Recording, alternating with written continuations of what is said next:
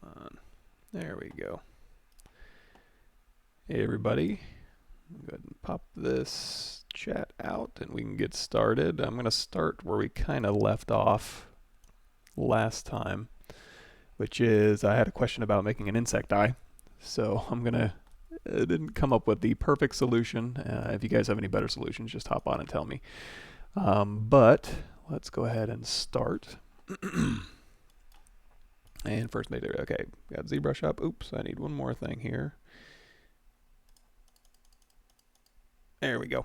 Okay, so what we're going to do to start with our insect eye is make an eyeball shape. And of course, the best eyeball shape you can do is go into your, if you click on this ZBrush icon, you can go over here to your sphere 3D, and this will bring out a sphere primitive. And at this point, I'm going to change the material over here to a matte cap gray. Let's go ahead and move this down here. And hey, how's it going? Plasma Nova Dragon. Thanks for showing up for the new time. I know it's a little bit early for some people, but hopefully this will free up some more time zones here. But so we got our initialized primitive here, so I'm going to go into geometry. No, I'm going to go into initialize, sorry. And my brain's still kicking in. This is early, so I'm hoping that I'll have a little bit more energy as opposed to the end of the day. But we'll see how that plays out. So anyways, so we've got H divides and V divides here. I'm going to change this to 64 and hit tab and change this one to like 32. I'm just going to try and lessen the number of faces, because what I'm going to end up doing is replacing these faces here with another piece of geometry. I'm going to do two methods. I'm going to do nanomesh and then insert micromesh. And if you go to my YouTube channel, I do a, actually let me pull that up here because you guys might be interested in this. I have a, I guess that would be under, I have a lot of, so here's my playlist here. And if you go into the playlists and you go to Gemini School, no, that's probably Lumi questions. Sorry, give me a second. There we go. I also have a fishnets micromesh and a fishnets nanomesh.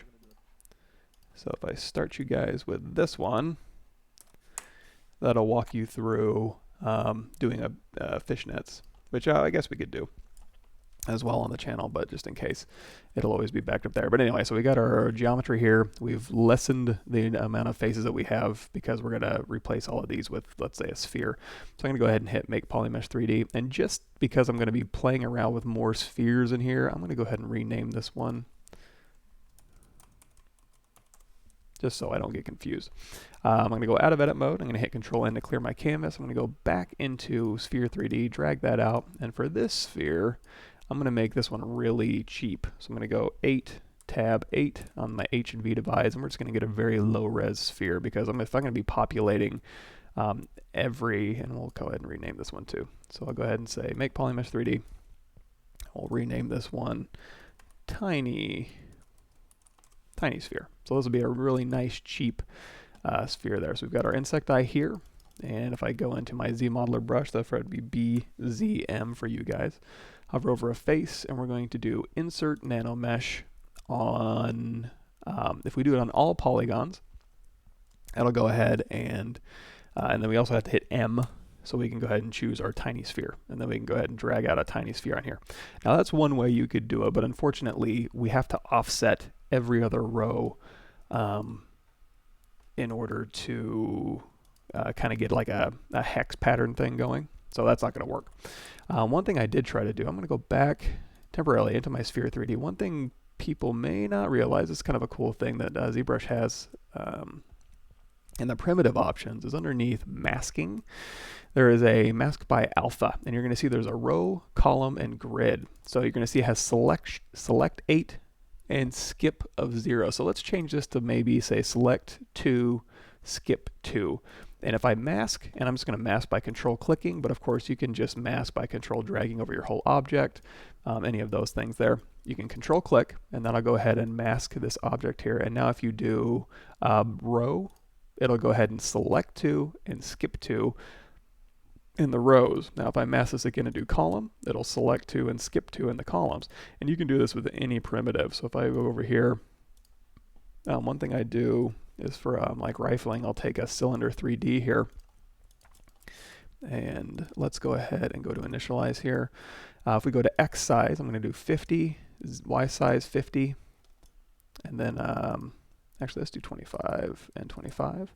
And then if I want to increase the number of vertical spans, I can go over here to V divide and crank that up. And then I can go over here to my masking, and I can go to, let's do select 2, skip 2, and we'll do column, and I'll mask everything, and then I'll hit column here. And now what I can do is I can go to deformation, and I can still use my deformations even though it's a primitive, and I can go ahead and inflate through the unmasked points here. And now because it's right down the middle here, because it's a primitive and that's where ZBrush puts everything, is right at 0, 0, 0, I can now go and twist in the Y. I can kind of twist these things here. And now I can go over here to make Polymesh 3D. And if I want to, I can go ahead, I can either clip or I can just cut that geometry off and cap it. Let's go ahead and just clip those down here. And if I want to go ahead and crease any of those things, I can go into my creasing menu here. So when I hit D, which is our dynamic preview here, right now it looks like a Twizzler. So if I want to go ahead and crease those edges over there, there's a couple different ways I can do that. I can go to here to crease and go over here to my crease tolerance. I'm going to drop that down to like maybe 47 and then hit crease, and then any angle that's more or less than 47 degrees. Let's go ahead and keep dropping that down a little bit. Let's try 34. There we go. We're picking up more angles. And now when I hit D, it'll keep those edges nice and crisp for me. And you could also do, if you want to keep all of these edges or all of these faces the same poly group if you wanted to. Let's go ahead and do an uncrease all, which will be in your crease menu here. And I'm going to use my custom menu for that. There we go. And then we can go down here to our polygroups menu, and we'll do group by normals, and let's do Shift D here. And by the way, D and Shift D is just doing this dynamic subdiv. So if we do D, that'll turn it on, and we have it set to smooth subdivision. So we're kind of getting a preview of what it would look like if we hit Control D, which is adding actual subdivision. So just a little preview there. So that'll go ahead and give us different polygroups, and of course we can keep dropping that angle down just like we did with the creasing menu. And now that those are all different, looks very pretty too, we can go ahead and do crease by polygroup, which is up here in the crease menu. We can do crease PG, and now not only do we have separate polygroups for each edge or face, we also have them creased. So a lot of different ways you could do that. But that was just, starting with primitives and using the masking. Yes, hey, glad. Yeah, I don't know very many people in the Pacific time zone that are going to be up this early. It's a little bit early where I am, just starting my day out. But hopefully, yeah, everybody in the time zones across the way will have a little bit better chance to hop on. So, okay, so we got the rifling here. Now, okay, so now that we've said all that, let's go back to our insect eye here. So we've kind of got what we need to do is basically every other column on here we need to offset. One way to do that with nanomesh is to go in here to our select lasso. I mean, you don't have to. You can go in here to your poly group, poly loop, and then as you tap a poly loop and then you hold it and then you hit Alt, you can actually cycle through different poly groups. And we're gonna, if we want to make these all the same, we can just go through here and keep tapping. You can also go through here with your select lasso, and if you hover over an edge, it'll go ahead and isolate those edge rings. So you can select by edge ring if you use the select lasso, and it'll only work with the select lasso. You can't use select rectangle. And we can just go through here, and every other column, we're gonna make a new poly group, and you'll see why when we want to go to offset these with nanomesh. So we've got all of these. We're going to hit Control W, and there we go. So now we've got, oops, and then we'll Control Shift Invert, and we'll make all of these one polygroup here. So now we've got green and blue polygroups here. So yeah, it does the licorice. Yeah, so here it's we have these things called Twizzlers, and kind of plasticky tasting. But so we've got, or red vines, and so we've got these alternating here. And so now what I can do is go ahead and do my insert nanomesh. So I'm going to go over one polygroup here, just hover over a face, doesn't matter which polygroup you choose. Insert nanomesh, instead of doing all polygons, let's do polygroup all. And we'll start with the blue, let's say. So I'm going to go ahead and drag out my tiny, and again, if you need to select that, just hit M and choose your tiny sphere. This is your cheap sphere. And the reason why we're doing such a cheap one, or I shouldn't say cheap, it's lower resolution, is because we're going to be dragging out hundreds of these things at a time. So if each one of these things was, say, 1,000,000 polygons each, even though they are just instances of each other, it's still going to tax your system quite a bit. So, and we don't need them to be super high res. They're just round things, so we're fine. So now we're going to go into our nanomesh properties here. We've got nanomesh. And let's go ahead and turn off any rotations we might have. So turn off Z rotation here. And we can do fit, and that'll fit each sphere to a polyplane. And then if you go over here to size, you can type in 1, and that'll just fit it perfectly to that polyplane. Of course, you don't have to. You can do proportional, and that'll keep them all the same size no matter where they are. So as you go up here, they don't decrease in size based on the size of the square or the face. It'll just kind of maintain its overall size here. And then you can play with the size here just to kind of butt them up against each other. So now that we have 1, and I guess we go ahead and do fit, and we'll change our size to 1 here. And let's over crank it just a bit so they're overlapping just a tiny bit here. So now that we've got those chosen, and because they're round, we don't really have to mess with the alignment here, but you could align to the normal short edge, long edge, whatever you want to do, and click through those options. But right now we have no alignment.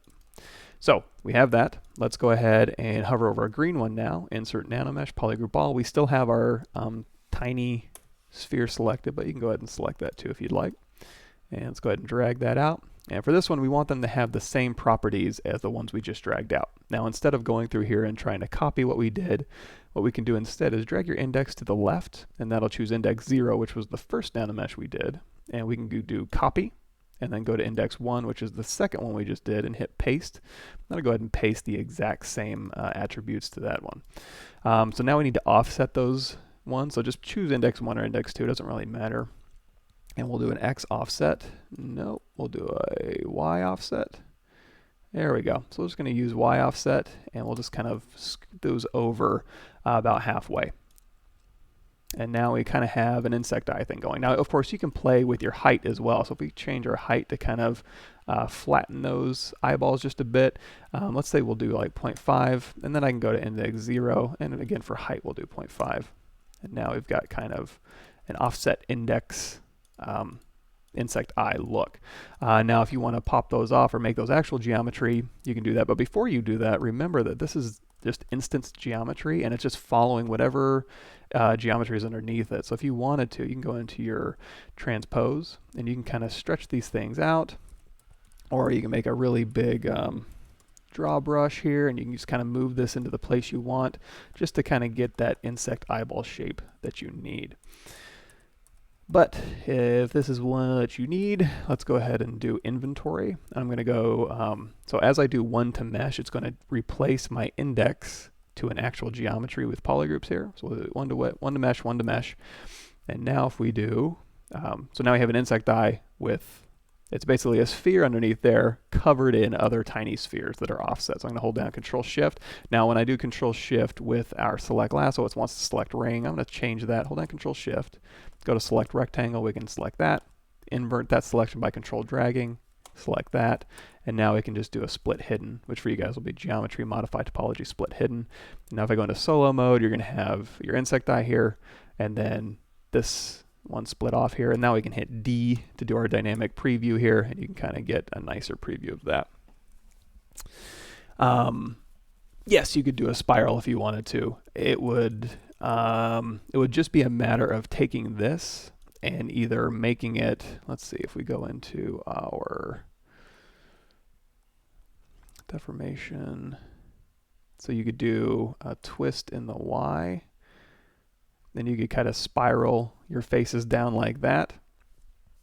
And that way they kind of cascade that way. And same thing we did when we hopped on and we did the barrel rifling thing, or the licorice. If we go ahead and increase this, let's see, increase all, there we go, and have dynamic preview turned on.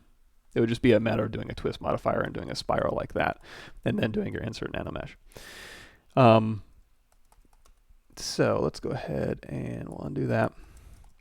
Now there's another method we can do. I don't know how well it's going to work, but we could try doing, and that's when you go to the, if you go back up to the links that I sent out here, when we do the, here's the micromesh and the nanomesh fishnets, what we can do is we can actually replace every one of these faces with a piece of geometry.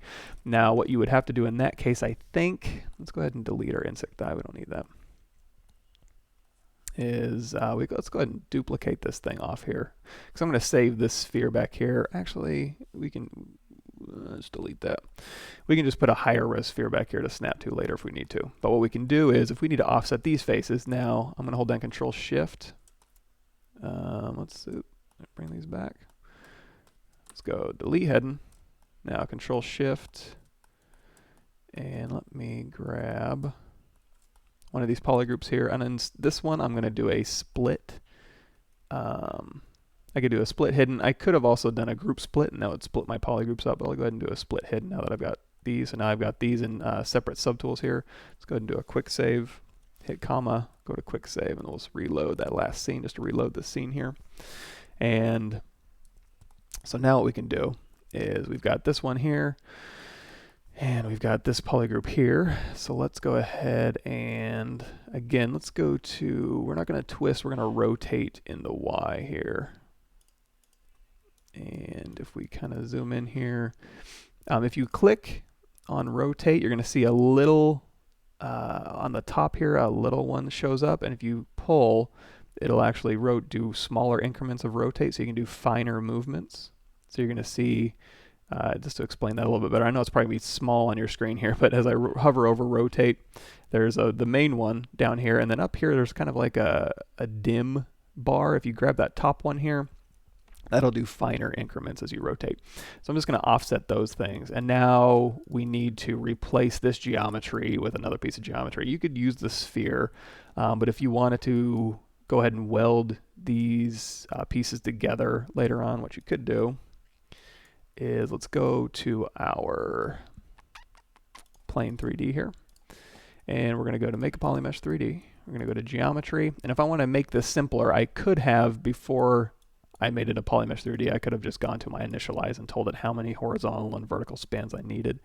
I can also go over here to reconstruct and just keep tapping that, and it'll keep simplifying this sphere. And now I can hit delete higher just to grab this lower res geo. And let's go ahead and isolate. I'm going to hold down Control Shift, drag out a square here for visibility, hit spacebar. I'm going to grab these polygons here, hit Control W to give it a new polygroup. And now let's say we want to go ahead and make this circular, so we can go ahead and select this, and I'm going to go into my clip circle center here, and we'll just make this, we'll just clip this down to a circle here. Now if I want to scale this up, what I can do is just Control Shift click this, or even better, let's hit W and then Control click that polygroup here, and then hit E.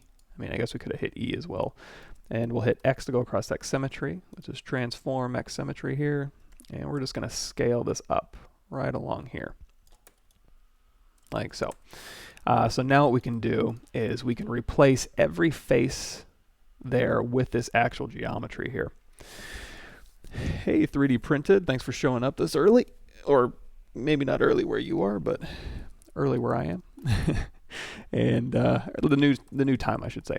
Thanks for showing up. And so now we have this shape here. Now if you wanted to, let's see if we can do, if we isolate this, let's go ahead and do a delete hidden, which for you guys would be geometry modified topology delete hidden. And we'll go ahead and do close convex hole. And you can go ahead and like, you know, replace it with this kind of geo. You kind of bump that out if you want to. Anything you want to do, or you can do it after the fact, but we'll just go ahead and leave this. So because when I go out of this mode here, it's going to change this to just a plane, so I might get it confused with all these plane 3Ds here. So I'm going to call this circle plane. So at least now I know the name will be changed, so when I go to insert this thing, I won't get confused. So let's go back to our insect eye here, and now that we have this, what we need to do is select one of the polygroups, doesn't matter which one, and we're going to scroll down, and underneath geometry, modify topology, you're going to see a micromesh here. So instead of using nanomesh, we'll use micromesh. So if we select this one and we choose our circle plane, it's going to tell you micromesh is only visible when you go into the BPR render, which is your best preview render, and you turn on micromesh. So, oh, perfect. Just in time for lunch in the UK. And then we'll go ahead and hit OK. So that, now in order to see this, what it was saying is you have to go up here to render, and we're going to go to render properties, and we're going to go to draw micromesh. We're going to turn that on, and you're going to see we get like this little white, these little white dots, which is a preview of the circle in here and where those edges line up. So now if I want to see those, and again, it's just kind of instancing this geometry right now.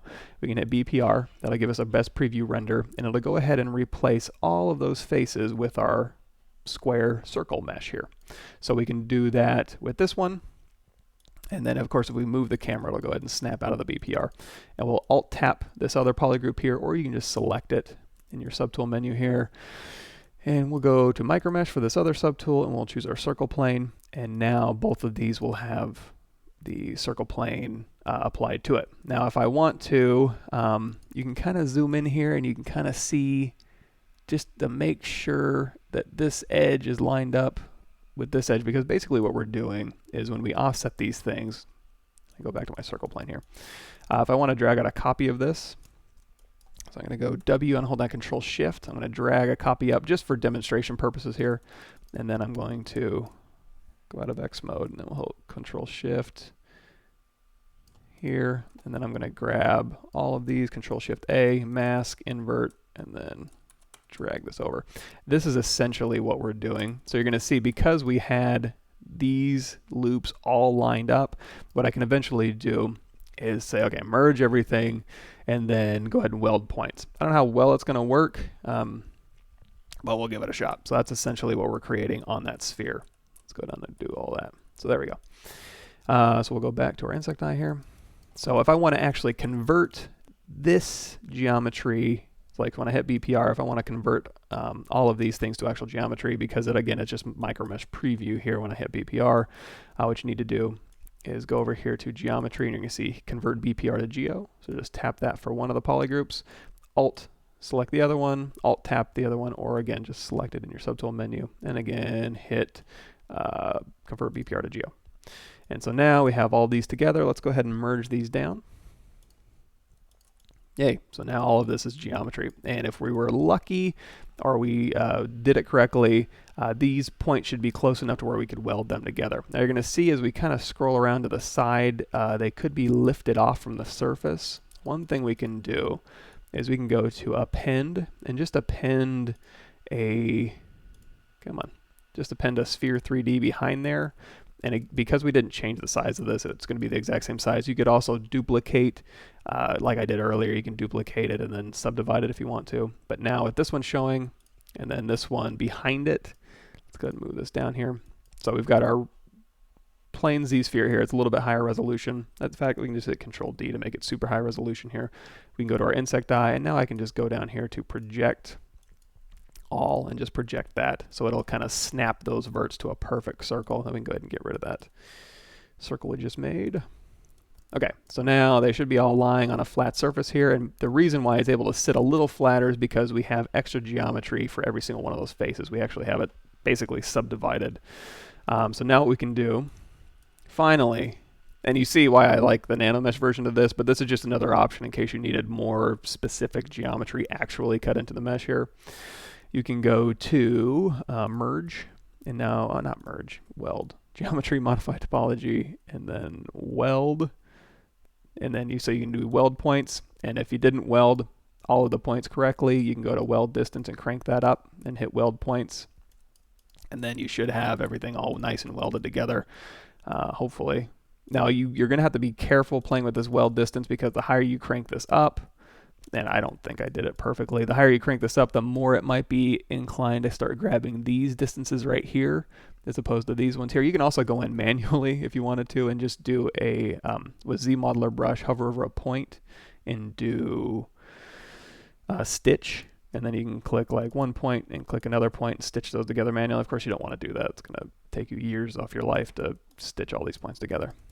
But again, and this isn't the perfect solution. I would prefer nanomesh if I can get away with it, but I just wanted to show you guys this just in case. So we'll keep cranking our well distance up here and hopefully grab all of the points we can without, yeah, now let's see if I get up to 46, that's a little too high.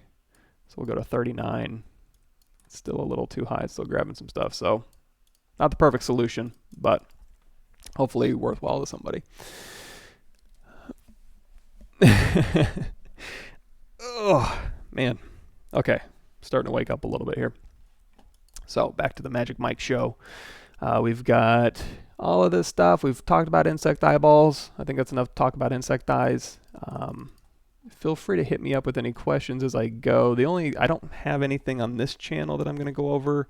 I have my own Twitch channel that I do questions and stuff that are Pixelogic related. Usually I use ZBrush for a lot of different things, but I use other programs around Pixelogic. So I have some questions for other stuff, but not really for ZBrush specifically. So holler those out as you come across them or as you need to know stuff. And I guess we can get cracking with, let's go ahead and do a preferences initialize here. And we'll just clear ZBrush out. And now let's go ahead and load up. Where'd we leave off with the streaming ZBrush female high res?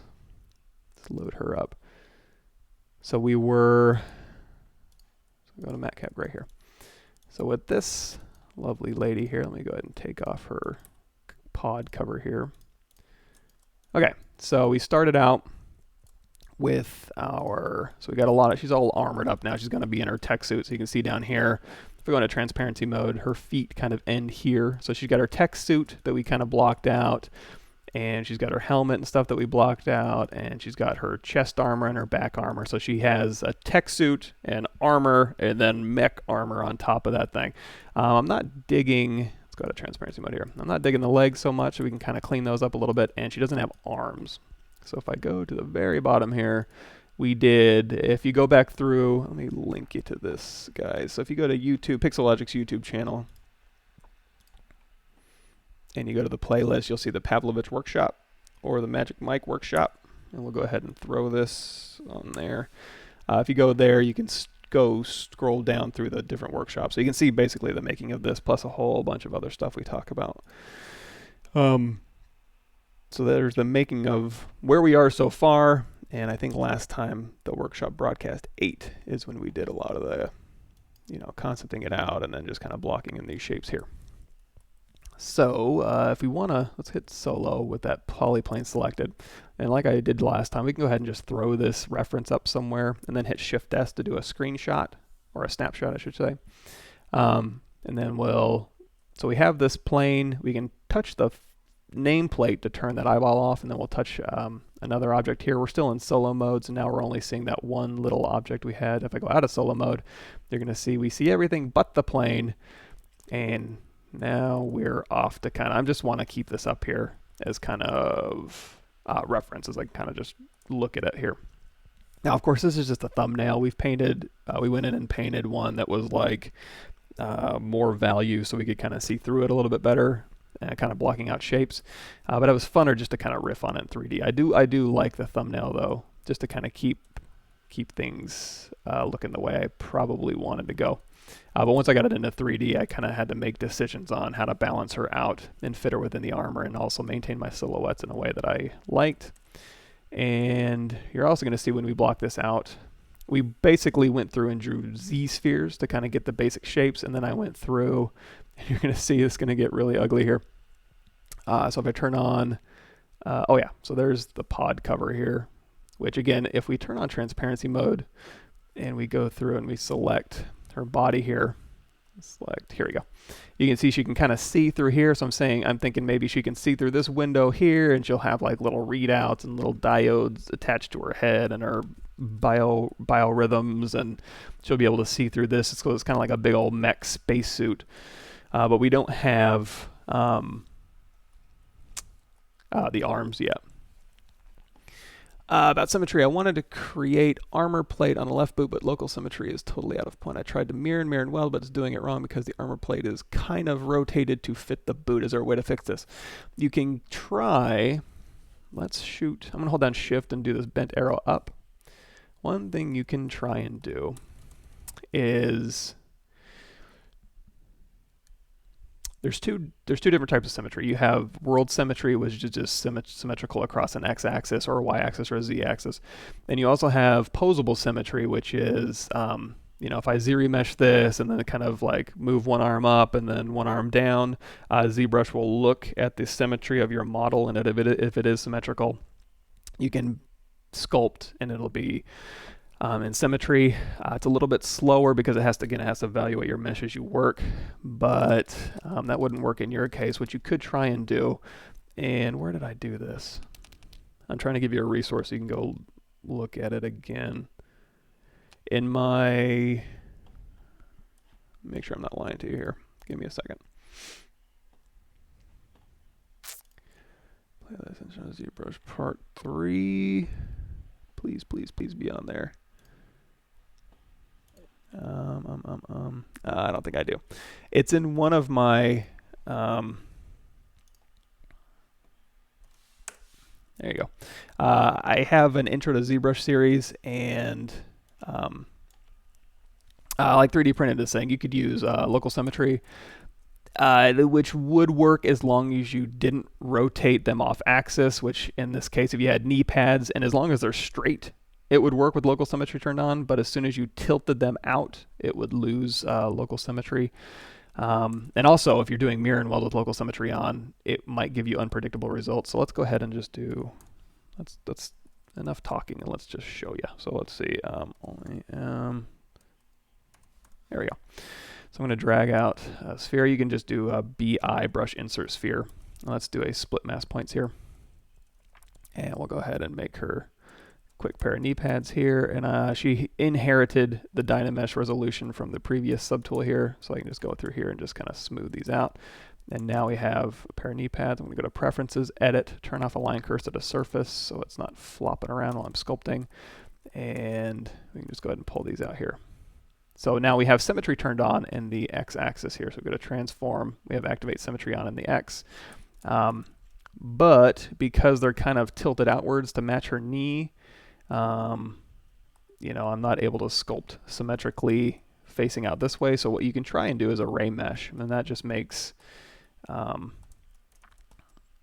allows you to kind of sculpt in the middle here across symmetry, and then do an instance over to this thing. So I'll show you how to do that real quick. It might not be what you're asking for, but it might be interesting as well. So we'll see. So we've got our knee pad here, and we're sculpting. And one thing I can also do is I'm going to hold down Shift and change the smooth stronger here. There we go. So we've got our knee pads here, and let's say we want to sculpt in symmetry. Now, in this case, if we turn on, so it'll still be here, and then local symmetry will still be the same because it's, again, mirrored across the x-axis. However, if we go out of X mode here, and we delete one of those here, so now we're sculpting on this side. If we have local symmetry turned off and we do a mirror and weld, it'll mirror across the world axis. If I turn on the floor, you're going to see here's the midline here, so it's just mirroring across that axis. If you turn on local symmetry and you do a mirror and weld, it will mirror and weld across its local axis here. So now, and then we can hit X. It'll not only mirror and weld across local symmetry, but it'll also mirror and weld across the X local symmetry. So it's completely disregarding your world symmetry and instead choosing to go across symmetry just based on where the object center is. But what you can do is, let's go ahead and do mirror and weld, local symmetry off here. So we've got this here. Now let's try. And one thing I'll do sometimes is I'll duplicate this off here, and then I'll go out of X symmetry mode, and I'll go ahead and kill one side, and then I'll take this one here and I'll just manually move it to the middle here and kind of rotate this around. And you don't have to drop it down, but just to kind of, for demonstration purposes here, I'm going to go into solo mode and we can go to the top. And again, I'm just holding down shift and snapping. I don't have perspective turned on, so I can just get a nice orthographic view, and we can just kind of rotate it so it's, and move it so it's centered and mirrored. So now it's on the world axis here. We can do a quick mirror and weld across the world axis, no local symmetry. And then I can sculpt all I want to on this thing. And then when I'm done, go ahead and copy it back into place. So that's one option. Another option is, let's go ahead and delete these knee pads. And you can try doing, let's see if I remember how to do this. Like I said, I'm pretty sure I did this on the Intro to ZBrush series, part 3, whatever the array mesh one, in Gumroad, in ZBrush, you can see the list of videos. It's the one with the array mesh. So if we go over here to array mesh, we can do create a new array mesh. And what we're going to do is I'm going to do lock position, lock size, turn on transpose. So I can just move that into place here. And we're going to do W, and I'm going to move this over.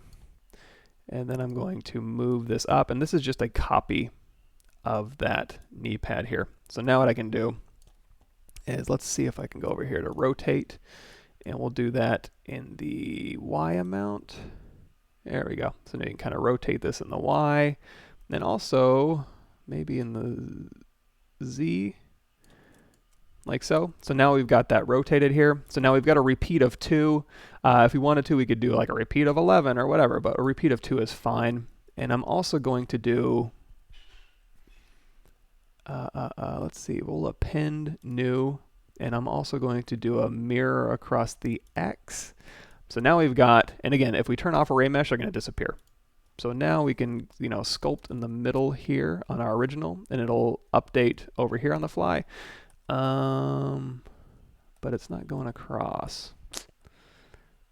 Do we have symmetry turned on? Activate symmetry across the X. There we go. So I'll turn on X symmetry again, and now we can kind of sculpt in the middle, and it'll go ahead and update on either side. So that's another option you could do if you're so inclined. It's just kind of used instance geometry to kind of do that thing. So it's not a perfect solution, but just in case that's useful to you, you could use array mesh. I wish I was a wizard. If I was a wizard, I wouldn't be here right now. I'd be, I don't know, what do wizards do? Leading hobbits around. Going on adventures, I suppose. So you could use symmetry across the x-axis, local symmetry in some instances, which we get into when we do the armor, or array mesh. And there's, this is such a big, powerful program. There's probably a dozen ways I'm not even thinking about right now. But hopefully that helps a little bit. Let's go down here and we'll grab this plane. We're going to turn that plane off.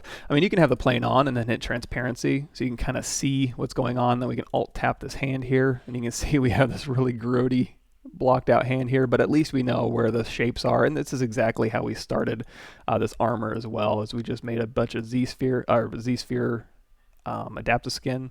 You can also do Z-sketching, which we've gone over before. And so now we've got our silhouette blocked out, and now we just need to make arms here.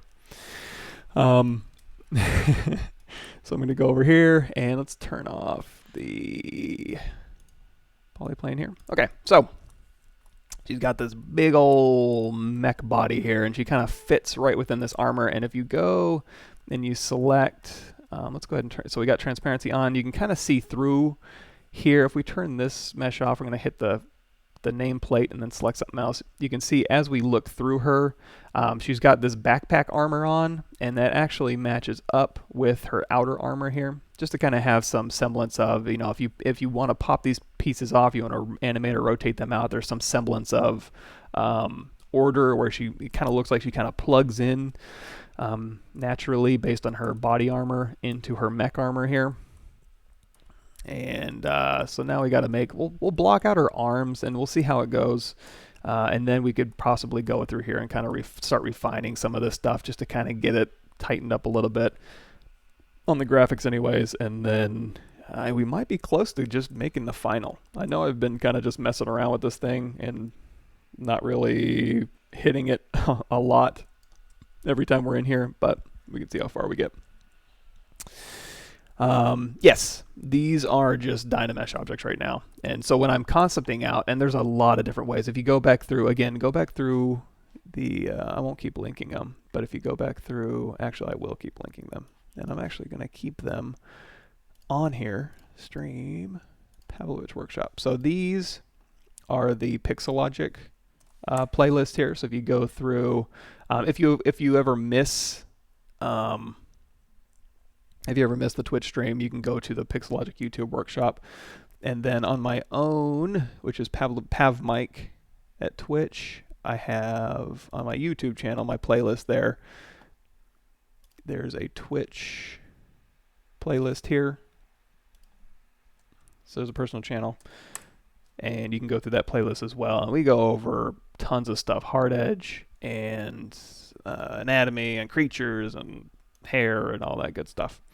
So if it's worthwhile, check it out.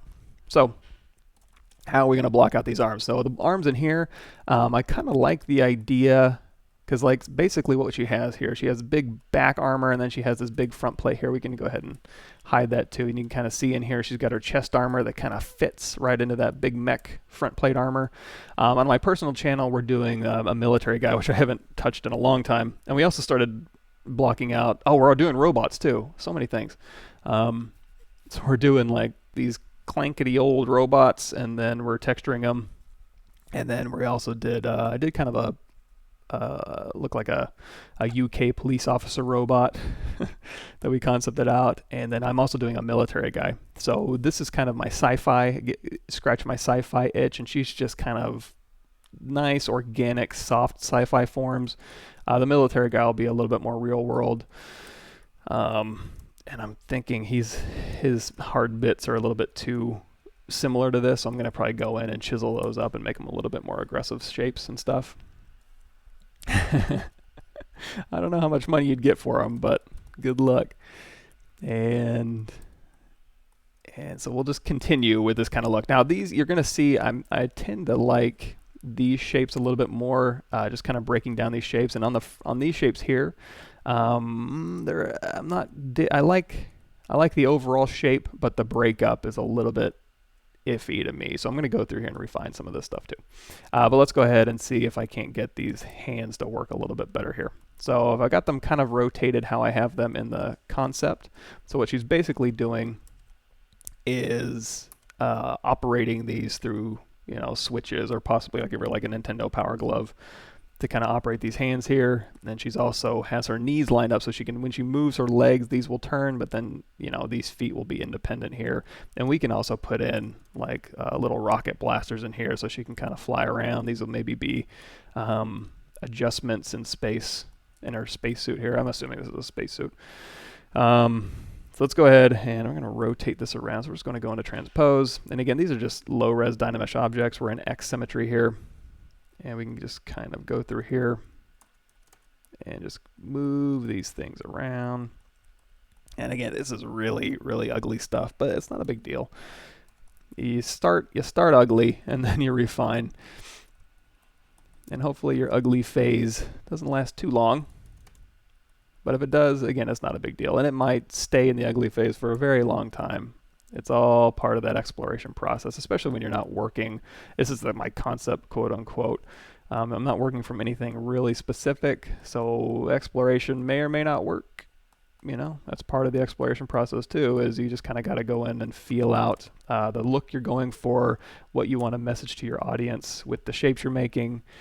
And as I continue to work, I'm just control dragging to re-Dynamesh. Our Dynamesh settings are over here. And I'm also going to be refining and upping the resolution on our Dynamesh. So if I go in here, you'll see there's my Dynamesh settings there.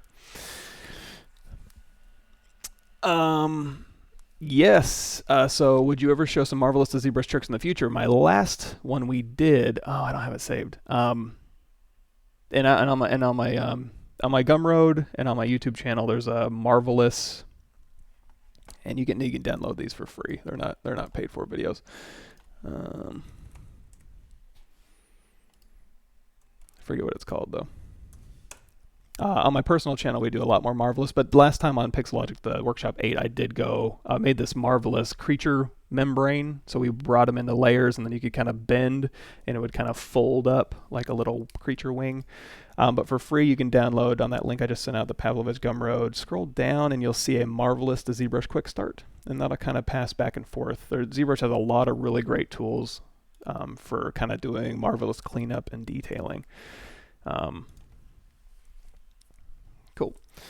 So let's see here. So we got the clay brush here. Now she can move independently without her suit. So if she ever wanted to, she could let go of these arms and they would stay stationary.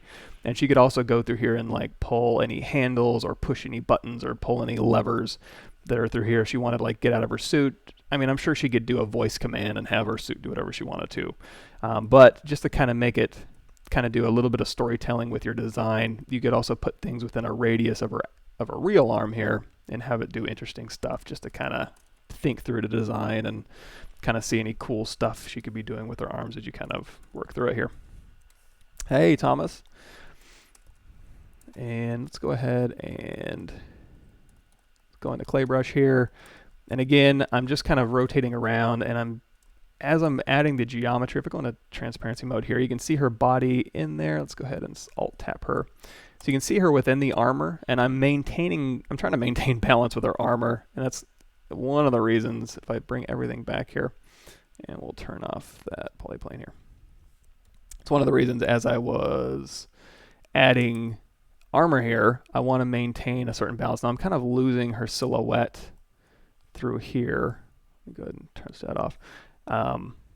Through here, it's getting a little bit messy. You know, I kind of like this shape, you know, because this chest out here kind of throws out a little bit of weight, so I can kind of maintain this balance, and then her legs go back, and then I need to have this toe way back here just so when she's standing up straight, she has some sort of balance, but it still does look like she's kind of leaning back.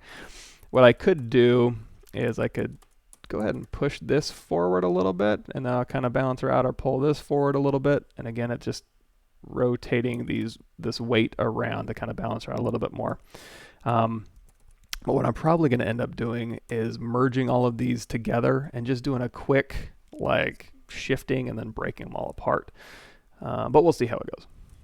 Let me throw this back on. So again, here's the shape here, and if again, you just got to kind of look and evaluate. And while it's in this really rough form, it's really easy to go through here and make changes. You know, if you want to go into transparency mode, you can kind of see her face back here. So if this is going to end up being glass when we go to render this to either a game res object or a keyshot render, it doesn't really matter, or a cinematic object too. You can go through here and just kind of just play with the forms and make sure it's balanced.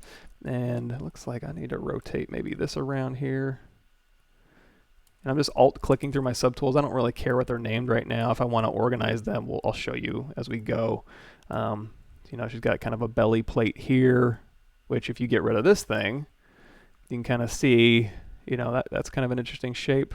But this is also kind of fills it out a little bit more, and also there might be some animation opportunities in there that might be neat. And so yeah, we'll just keep going. And also these things connect through, so she's got a spine that sits independently that connects this top part to the bottom part to her hips, so it can kind of, you know, if she ever was in a gravity situation, the tech suit wouldn't just, or the mech suit wouldn't just crush her like so. I'm going to crank my intensity up just a bit, and I'm also going to go in here to my, hit L to turn on lazy radius, which for you guys will be stroke lazy mouse here. So now you can do kind of a lazy stroke if you want, or tap L to not do a lazy stroke, and now you can do that kind of stuff. Cool. Okay. So we've got this here, and any of these shapes, you know, like I said, it's super rough here. Long guys are coming by this morning. Alarm's going off. So we've got this here, and I'm going to go ahead and just kind of play around with these things. Now I don't want to get too caught up in this because I did want to get back to the armor, but you can kind of go through here and just start playing with, you know, if this is a faceplate here, and she could probably, she might have to slap a button over here to pop these things up. But you could also, you know, she is going to have mech hands, so if there's like a flip top or something in here, or if somebody else is going to come by and do it for her, or even if she can do it through voice command or whatever, you can kind of indicate where these latches stop. And I'm going to go into my move brush. So we talk about this every Pixelogic thing. So you see how I can kind of pull to a corner. What that is, if we go to my move brush here, you can go to curve and you can turn on AccuCurve.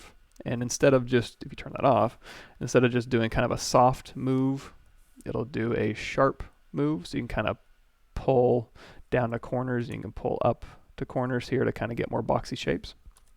I have a custom brush set up so I can use my move brush like normal, and then I have a custom brush that I saved out of my Z startup that I can now just select that if I ever want to do like a little bit more angular stuff here. And I can swap back. So now we can say, okay, let's go into our trim dynamic here. We'll just kind of pull this down. So this will all be glass, and the glass doesn't have to be just bulbous, but if you wanted to and you wanted to make sure it was really smooth, you could just smooth it out if you want to. Or you can also just go into, let's say brush BI, brush insert sphere, and you could just insert a sphere here. And now we'll do a split mask points, which for you guys will be under your split menu, your subtool split menu. And now we can just, oops. Let's turn off, yeah, we're gonna need to, I'm gonna redraw these lines here. We'll pull this back, and then we'll just use a big old move brush. And now we'll have a very smooth shape here we can kind of pull around, and we can replace that underlying sculpt with just this new sculpted shape here. And then you could either slice if you wanted to. Let's just go ahead and do it just to demonstrate. So we'll get a slice curve here, turn on polyframe, and with our slice here, you can do a nice slice and then alt tap twice to get these sharp corners here. And then we do Control Shift, isolate this top part here. We'll go ahead and do a delete hidden, modify geometry, geometry modify topology, delete hidden. And if you don't like these kind of corners that it adds in here, go in here to your ZRemesh geometry, ZRemesher. We'll do adaptive size down to 0. We'll do same, and then it'll just give us some new geometry based on what we just sliced off. And now you could go through here, QMesh, polygroup all. We can pull this out. And then we can do like a crease by polygroup, or just drop your crease tolerance down under your crease menu, which we went over earlier when we were doing the insect eyeball. So here's your crease menu. You get all the crease options here. So now you have a very nice, smooth window that we could use instead of, you know, kind of this organic blobby version. And of course, we could split this off later. So it's kind of up to you which one you want to do. But we'll go ahead and stick with our blobby version for now.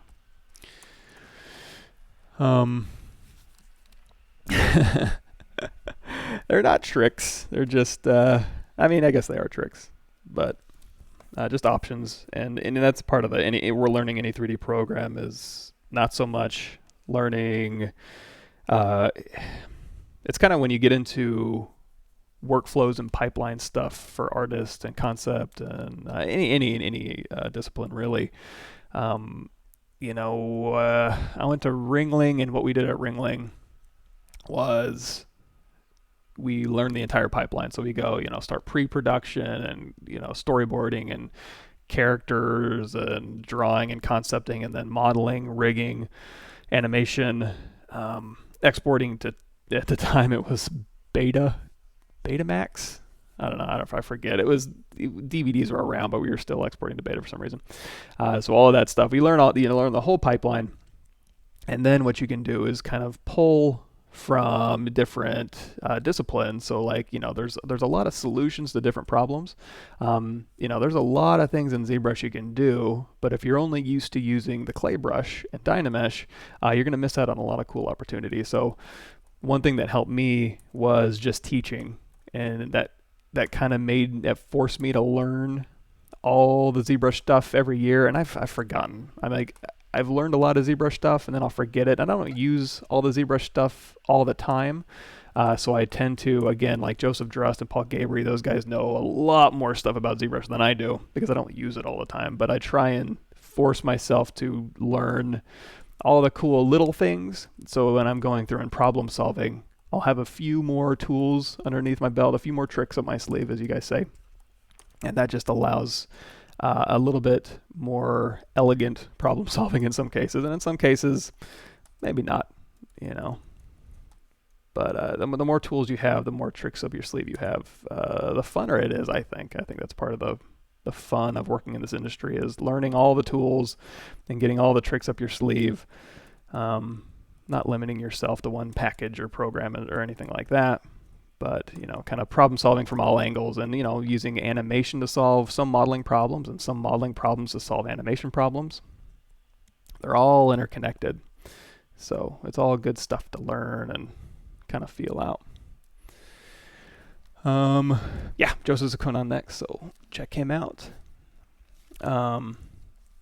He's going to be on later this morning, at least where we are. And okay, let's go back to our. Let's see. Okay, we got our hand here.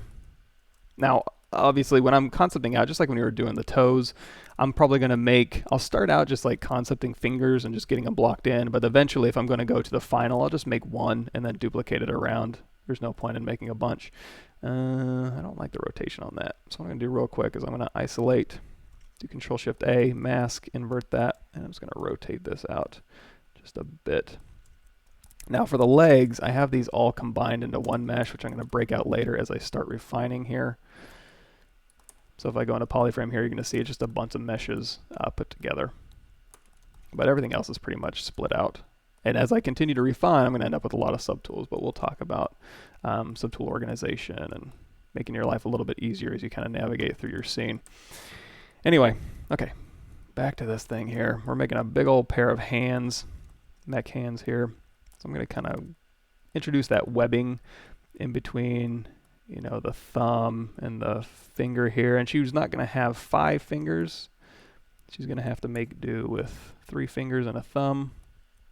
Or I suppose if a thumb is a finger, I forget technically. I'm sure it is. It's a digit.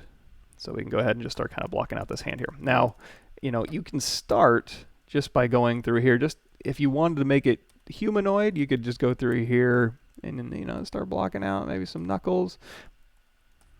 And just to make sure that your proportions are somewhat feasible. But of course, if you're not making a human hand, you're making a mech hand, don't feel like you have to stick with those proportions anyway. And you could also do brush insert. If you wanted to do a human hand, go into your insert body parts here. And we've done this a lot too, is just grab this hand and rotate it around and utilize that.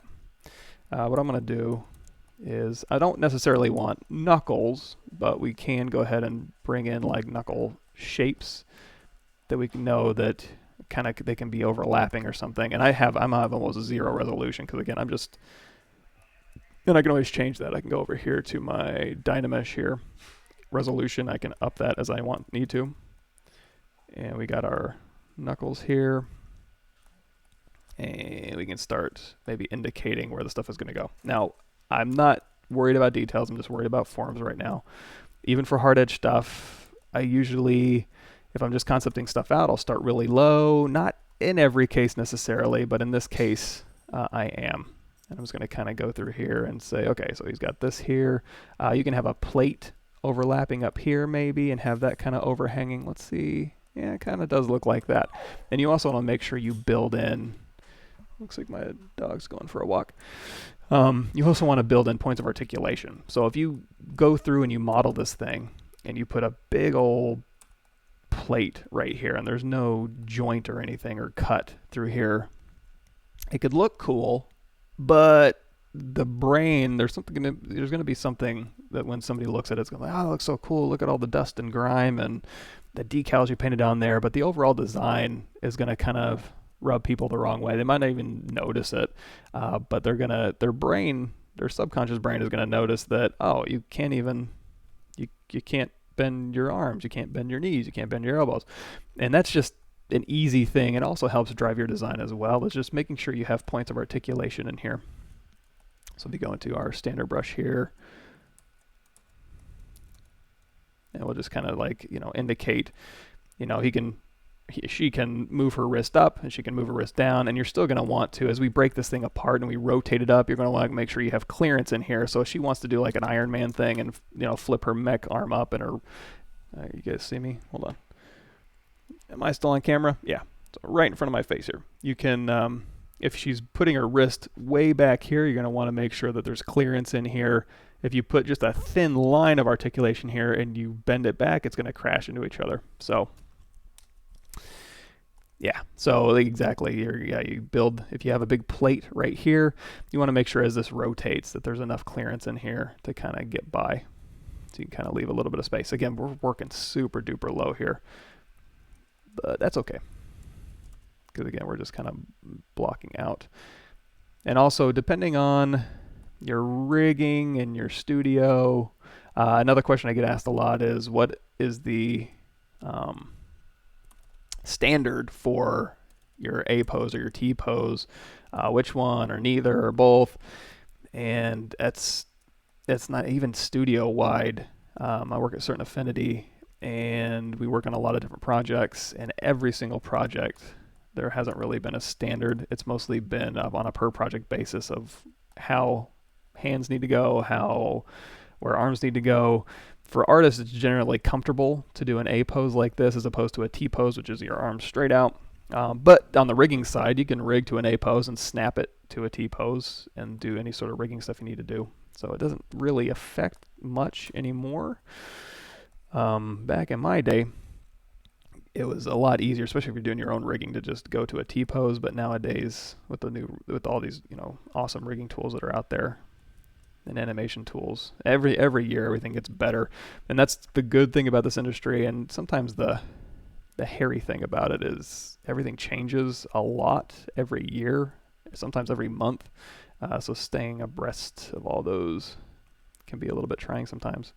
But the good news is everything usually changes for the better. So tools get better, processes, workflows get better, and things get cooler. So we've got this kind of blocked out here. Everybody still good? Oh, that's a very good point. I want to learn how to do all this. Where do I start? Yeah, go to, you can download the trial like everybody's saying. And Pixelogic has a lot of good videos on their channel. I've done some of them. They're a little bit dated now. And I have on my YouTube channel and my Gumroad for free, you can download the Intro to ZBrush Part 1, and that'll kind of step you through, what I'm doing here, basically, as well as a bunch of other cool stuff. And again, it's a lot of ZBrush stuff, so if you go to Intro to ZBrush Part 1, Part 2, and Part 3, start with Part 1 for free. And you kind of play around with that. But Part 2 and Part 3 also go into a lot of cool options for you. And speaking of Part 2, I'm starting up CG Master Academy soon. So I teach at Gemini here in Austin, concept artists, 3D, ZBrush mostly. And then also on CG Master Academy, I have a 3D class, ZBrush class that I teach. Or I can actually do personalized feedback and stuff like that. We do kind of project-oriented stuff. So you can kind of problem solve on your own. Because another important thing is to just try making stuff and then use what you know to problem solve. And if you can't do it, then go online or find a resource available to you so that you can go through. And every time you solve a problem, you can store that away. And I'm going to up the resolution just a little bit here. There we go. Cool. Okay, let's see. Let's go through here. And I am just kind of hopping around too, because as I see something, I want to make sure I go through and grab it real quick. I'm going to use the inflate brush here. And I do tend to do a bit of my concepting offline, just because it's easier for me a lot of times to put on Star Trek The Next Generation or Sopranos. I just finished up Breaking Bad, or music or whatever, or audio books. I just finished Black House by Stephen King. I'm going to start up something here that was recommended to me by one of my students here. Let me pull it up. on Audible. Red Rising. I'm going to start that up. Heard good things about that. Give that a shot. That series. But anyway, it's easier for me to kind of let my mind go, whereas when I'm doing demonstrations and stuff for you guys, my mind can sometimes tend to get into technical mode where I want to talk and show different techniques and stuff as opposed to just thinking about, you know, what I want these things to be and kind of doing shape exploration. So we got this here, and okay, so now we need to start putting these things together. And also deciding, you know, how far. It's kind of got some Hulk hands, like a Hulk Buster suit, it looks like. So we can kind of start pulling this stuff around and seeing, you know, do I want to see the hands underneath, which I think I do. And also I have a bit of, we can go in here to our clay brush, we can go to solo mode. We can start carving away at this underside here. And there's, like I said, there's a million different ways to do this stuff. If you go to the hard edge, I don't remember which video it was. On my channel, my Twitch channel, I have it broken out into its own separate video, like hard edge techniques in the Twitch channel section. And I go into just tons and tons of ways to kind of break these shapes up in slicing and Z-remeshing and all that stuff. But I'm going to keep it loose for now. And we can kind of go ahead and go, okay, so she has one shell up here. And if she has this thing kind of bending here and it needs to connect back up here, this is going to get really interesting. And I also, looking at the silhouette, I do like, you know, like here's this part here, which could just be her arm. And we could do some rotation thing back here that connects to the elbow here. And this elbow piece can be separate, so if we want to, we can take this elbow here and kind of mask it out, hit Control W to make it its own polygroup here. Control Shift to isolate it. We'll go ahead and split that out. And then we can do a close holes. We can grab that hole here. Actually, we can just, you know, hit W, Control Tap, and then just kind of pull this out. Now we've got a separate mesh here. Let's go ahead and raise that resolution just a bit too. There we go. Now we can just dynamesh this to close that hole. And you can hit Control W to make it all one polygroup if nothing's masked. Now you got a separate mesh here. You could also use an insert mesh brush like we've been doing. And let's go ahead and just inflate this thing up. And because it's dynamesh, it's just like pulling around a piece of clay here. So we have a separate mesh we can go through here and rotate and connect things into. And we can go into our Move brush and kind of pull these out to points here. And again, we can use our array mesh if we wanted to like sculpt this along the center. But for now, I'm going to go ahead and just keep it as is. And getting this thing to match up. But we're getting close. Now it looks like underneath here it also has some stuff. And another thing I might want to do is turn these things into plates and then have a little bit simplified mechanical stuff going on underneath. We'll see. We'll see how it plays out. And sorry, a little dry this morning. We had some rain this weekend, but Texas will dry you out. Okay, so I'm going to go drag this and split mask points here. And we'll just go ahead and put a bottom plate on here. Oops. There we go. Pull this down, and let's just do a quick save here. Save often. Quick save the hotkey for that. If you roll over any interface item right here, you can see that it'll say, okay, it's a quick save, and it'll also be 9 as the hotkey for that. If you hold down Control, it'll give you even more information. So the help menu is kind of built into the interface, which I like a lot. That'll kind of help, especially when you're starting out. So the question is, I assume that one has to have basic drawing skills to be proficient in this industry. Are these hard skills to acquire? Oh, no, not really. And I know a lot of really, really good 3D artists that can't draw for anything. So, and I don't know how, I mean, that makes you more marketable if you can draw and concept and design. But if you're just like a 3D artist, I don't know that drawing is required. I shouldn't say that. Depending on who you talk to, drawing is super important. For me personally, you know, I gotta, you know, back and forth. If what I'm hiring you to do is make you know, 3D stuff, and you make really good 3D stuff, but like your figure drawing is kind of subpar, but you can make a really good fire hydrant, I would still definitely hire you to make a fire hydrant. I don't really care about your figure drawing that much, but your mileage may vary. There are some studios, some directors who absolutely only want to hire amazing traditional artists or figure drawers or whatever. But generally speaking, it's a very portfolio-based industry. So the good news is, if you have a really good 3D portfolio, you'll probably get a really good 3D job. If you have a really bad 3D portfolio, you probably won't get a really good 3D job. So the good news is just have a good portfolio, and the bad news is just have a good portfolio, which can sometimes be easier said than done, and also tailored to the studio you want to apply to. For instance, if you're want to do stylized stuff at a stylized studio, then make sure you have stylized stuff in your portfolio. But it goes back to, as far as drawing, the ability to have more tools available to you in your tool belt.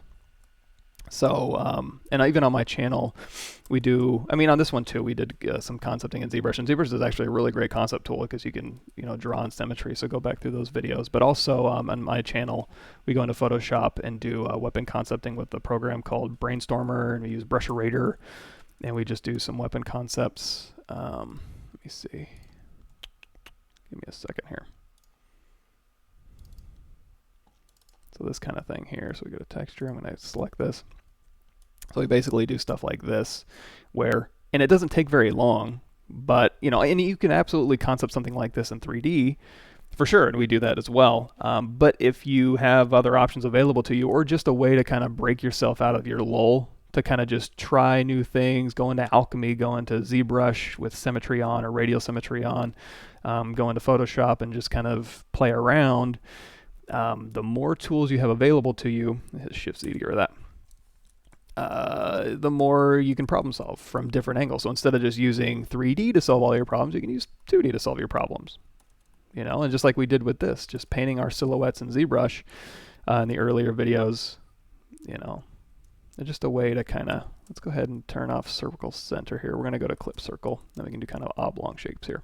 Hold down Alt, and we're just giving her some room. So we're going to kind of put that plate on the bottom here. We got this thing here, and it's going to want to articulate kind of where her elbow is. So let's go ahead and drag this into place here.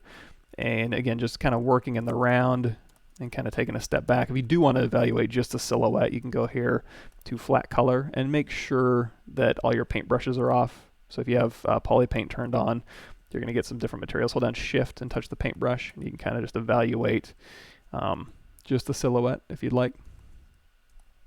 And okay, so let's go ahead and go back to Matcap Gray here. And you can also do flat color with a black, and then you can go through here. You can change your document background. If you click on this and this drag to white, it'll change the document. But I don't want to mess with that. So that's another option, is you can go black silhouette and kind of evaluate how things are working in the round. And this is kind of a thumbnail generation thing too.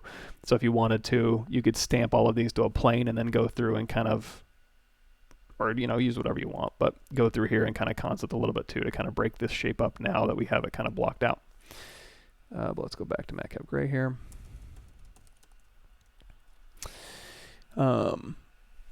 Yeah, and like 3D print is saying, having basic knowledge of art and drawing in general is helpful, for sure. It's part of that. If you're good at drawing, that's just one more thing that you'll be able to tackle, and problem solve with. If you're not, it's not a deal breaker, but it's one less thing you'll have. And also marketability, maybe, and it is studio dependent. Some studios into projects really may not care if you can draw at all. It's like not even on their list of things to care about. But if they do, that's just one more thing that makes you a little bit more marketable, or gives you an edge over, I don't want to say like your competition, but it technically is, if you're competing for a position, then yeah, a little extra thing. But to answer your other part of your question, hard skills to acquire, it kind of depends on you. I would say for me personally, every skill I have was hard to acquire. I'm not like magical or a wizard at all. I really, if I make anything look easy, it's because I have failed in countless number of times. So everything I have or do has been painful hours of practice and failing. But is it hard? I don't know. It didn't really seem hard to me. Just more of just like, well, you got to go through the motions and you got to, learn this technique and learn this stuff. And let's go ahead and put in a little rotator thing here. We can kind of start maybe breaking this shape up a little bit. And then we can kind of go through here and cut this if we need to. Kind of build that out. And then we've got this little pad here, which can help her maintain. Let's go ahead and drop this down a bit. And we still need to connect these things together, which might be a pain. We'll see.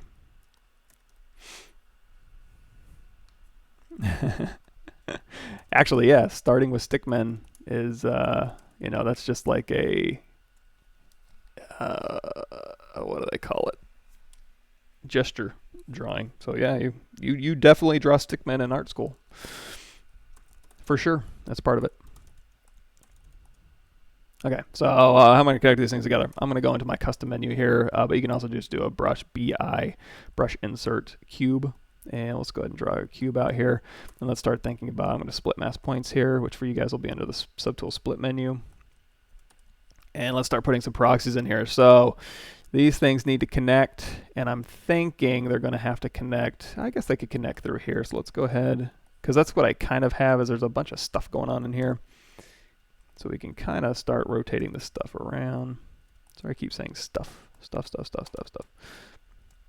And we can kind of just put some supports in here, so it'll kind of maybe be, a piece of titanium or something, some lightweight, lightweight relative, I suppose, but some metal supports in here that can go through here and attach to this shell. And we can put some mechanical greebles and stuff in here too, and points of articulation. And we can also put in even more.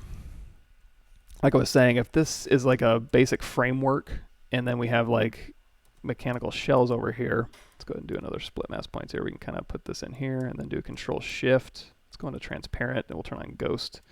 So we can select through and kind of start pulling these things out.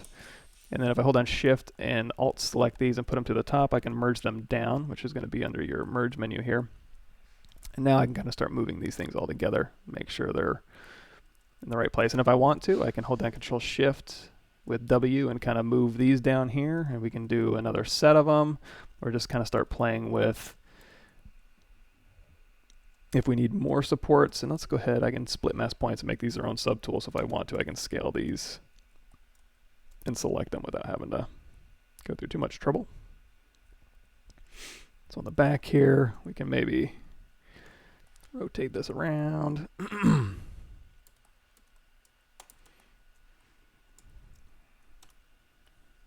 Kind of hide this right behind her arm or something, or have it just attach up in here. And again, if you're just concepting and stuff, you don't have, you can keep these things nice and separate and subdivide them and stuff. If you want to, though, you can just go ahead and dynamesh them together. And because you can always replace these shapes. It's not a big deal to go through there and be like, okay, I've kind of mushed them around. Now I want to replace them with a cylinder. You can just drag a cylinder on there and replace it. But now we can go through here with our clip, and we can start playing with, maybe clipping these shapes out a little bit.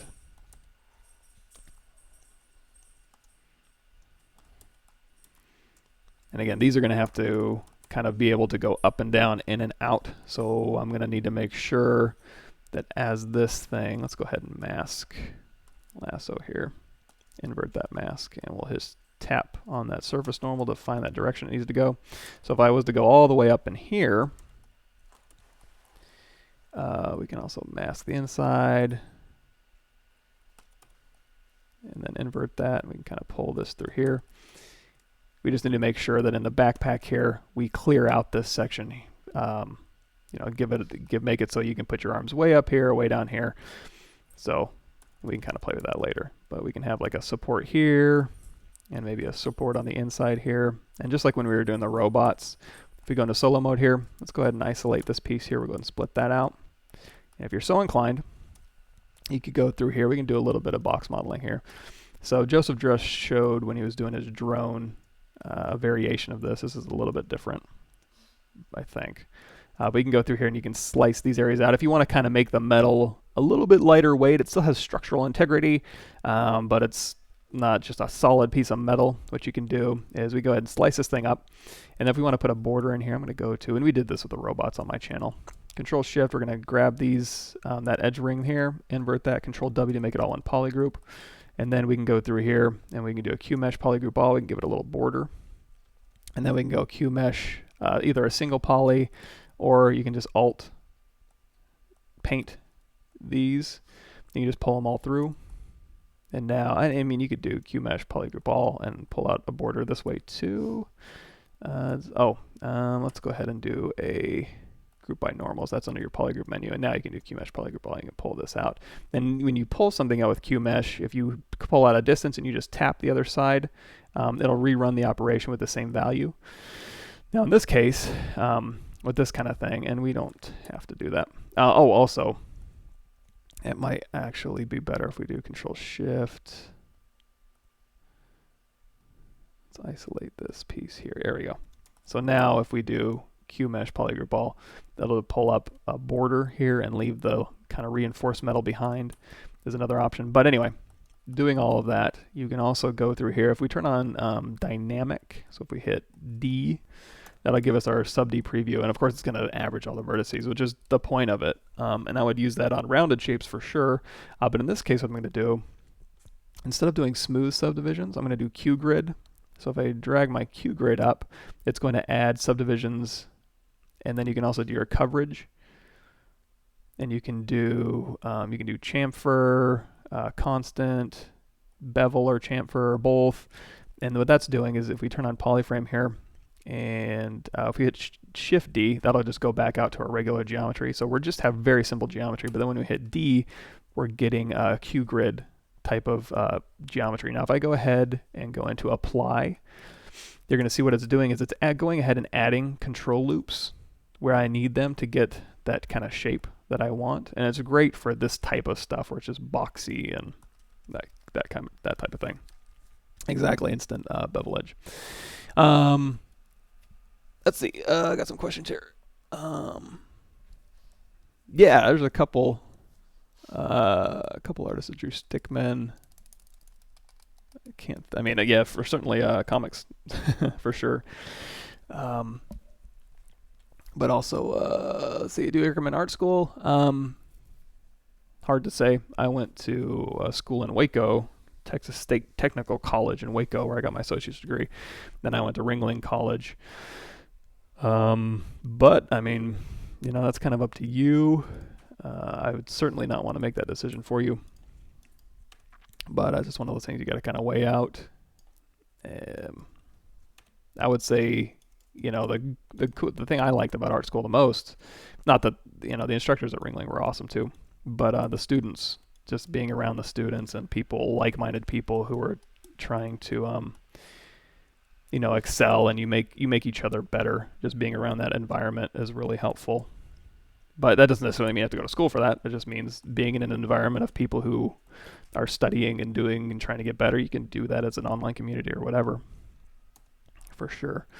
Let's see, where are we at? Did I dynamic Q grid? Let me go ahead and delete hidden.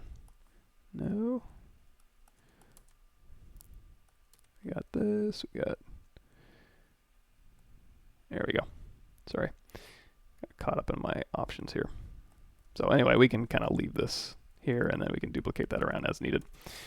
And let's go ahead and put these points back. And again, you can just grab a little piece of a mesh, do Control Shift A, which is visibility, grow all, and then you can just isolate that and kind of pull these back in there. Could you trim holes to make them even more lightweight? Yeah, definitely.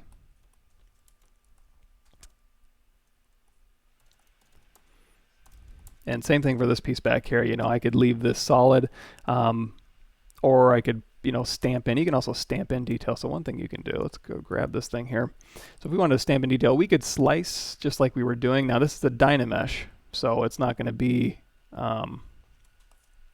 as simple maybe. But you can go through here and you can kind of slice this thing up. And I'm trying to think, in the case of Dynamesh, it's been a while since I've bothered stamping this detail. Another thing you can do is, let's see if we can, give me a second here.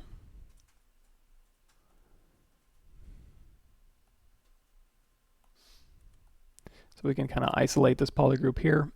And I just did a group by normals, which is under your polygroup menu. So now with this, we can possibly do, we can do Control-Shift-S to shrink. And that'll give us a border, Control-W. So now we've got a border kind of built in. And now we can go through here and kind of slice in. And you can also do just stamped detail as well. And again, this is Dynamesh. So if it was a higher resolution, it could be a final asset. But you can also go through here. Now, if I was to go through here right now, and let's go to our select rectangle here, hold down Control-Shift. So we'll grab all these pieces here, invert those. We'll make them all one polygroup, just Control-W. Now, if I was to take these and say, hit W, Control-Tap this polygroup here, and just kind of push these in, it's going to be kind of nasty. I mean, it'll get your point across as to what you're going for, but if you wanted to clean this up a little bit, what you could do is hold down Control-Shift, isolate these, and then just as is, you can go, since it's on a straight flat plane, you could just do a polish by features or a polish and just start polishing those edges. Another thing you could do if you just wanted to polish the borders is you go down here to masking and turn off everything but border, and then Control-Tap to invert that, or you could just go to your masking menu and click the inverse button there. But now that you've done that, you can go over here to either polish by features. You can do closed circle or open circle. We've talked about that before. Closed circle is basically maintaining your volumes. Open circle is just polishing the heck out of your object. If you go to the panel loops video on Pixelogic's website, we talk a lot about that. But now that we've got these polished, we can bring all this back, Control-Shift-Tap to bring everything back here. You can isolate these, or you can hit a W, Control-Tap that polygroup. And now, here's another thing too. So if you hit W and you just pull these in, it's still going to be aliased. But if you hold down Control-Shift and pull it through, it's going to be nice and clean, because what Control-Shift is doing is transpose modeling. It's adding an edge loop in here. So if I do Control-Shift and drag again, it's going to keep adding edge loops as I go. And just in case, this is kind of one of those things where, and this is more of like a stamped detail look that we got going here. But because I think it's just useful for people. I always forget to show people because I get caught up in ZModeler a lot. And ZModeler is just BZM, ZModeler brush. You hover over a face. Let's go to make Polymesh 3D here. You hover over a face. There's a whole bunch of poly modeling, box modeling tools. But you can also use, if you go way back to at the Pixelogic 20 or the SIGGRAPH 2013, I was at the Pixelogic booth and I was doing transpose modeling. So what you can do is, for example, W, Control-Shift, you just drag up and you create more edge rings as you go. If you do E, which is scale, you can either, you're going to tap to find the surface normally you want to scale and also anchor that center point here. So if we do E, which is scale, you can hold down Shift and you can bring these in. If you hold down Control-Shift, it'll bring in an edge ring. So you can just keep bringing in more and more edge rings. W to either push down, or Control-Shift to pull down and put in a new edge ring. Of course, if you want to, you can tap to re-center that thing, do E, W, Control-Shift to bring this up, E, bring this in, Control-Shift to add an edge ring out, and then hold down Shift, and then W, Control-Shift. And so just a very quick way to kind of go through and do a little bit of box modeling just using your transpose tools. And then, of course, you can use this with ZModeler. You can go through here and do your group by normals. And then we can do, like, let's go ahead, instead of doing, so if I wanted to inset this shape, I could hit W. You can Control-Tap any polygroup to isolate it. And then E, Control-Shift, let's say, Control-Shift to bring in an edge ring. Or with ZModeler, you would have to go to like inset, polygroup all, inset region, and then you can just bring in, you can inset like that. And then instead of, using W and Control Shift to pull in. You could do extrude or Q mesh here. So if you hover over a face, you could go Q mesh polygroup all, and then you can pull this in or pull this out. With Q mesh, you can also hold down Control, and it'll pop out a duplicate. And then instead of doing polygroup all, you could do polygroup island. And now you've got this shape here that you can pull off. All the ZModeler stuff. How to turn off notifications when I switch brush to ZModeler. It's so annoying. Notifications. So when you go to, like, say I'm using the clay brush here, and then you want to go to the ZModeler brush. Oops, sorry, wrong button. Stupid G-force. So my ZModeler brush is set to Alt-Q. So I switched to ZModeler. Are you talking about like these things that it's kind of telling you what to do? Hey, red-haired she-devil. You just said you popped on. That I'm not sure how to turn off. I don't even really notice them anymore. I'm not sure of a way to turn that off, if that's what you're talking about. If not, let me know. But yeah, so another cool stuff about ZModeler is we can go to, like, you can Alt. So we can go here, Alt, tag these things, and now these will act as a single one. So if we do Q mesh, a single poly, if we do it here, it'll just do, well, anything that's Alt tagged white will do a single poly. And then you can go through here, we can do like delete a single poly, but if you Alt tag them and then delete, it'll delete all of them. And then you could do like a bridge, 2 holes here to here, kind of pull these out. And this has got interactive creation, but you can set that to different things too. So you can make a little sci-fi mug. Yeah, I'm not sure about the ZModeler notifications. Unless you're talking about, like, sometimes if you turn off dynamic size, it'll force you to have that on, that I've had for some brushes, but I'm not sure. Oh, another thing, this comes up a bit. If you want to, like, split to a circle, you can go in here and do a split point. You can kind of split a point out and then just tap this one here, and then you can do Q mesh polygroup all, or in this case what I'm going to do is I'm going to Alt tag these and then just pull these back, and now you can kind of just cut through. So that's another cool thing about Q brushes. We'll do Q mesh single poly, and instead of, you can Alt tag them and then pull them through, and it'll go ahead and bridge for you, so you don't have to. And then we can hit D, and you can use creasing and all that good stuff to get the look you're going for.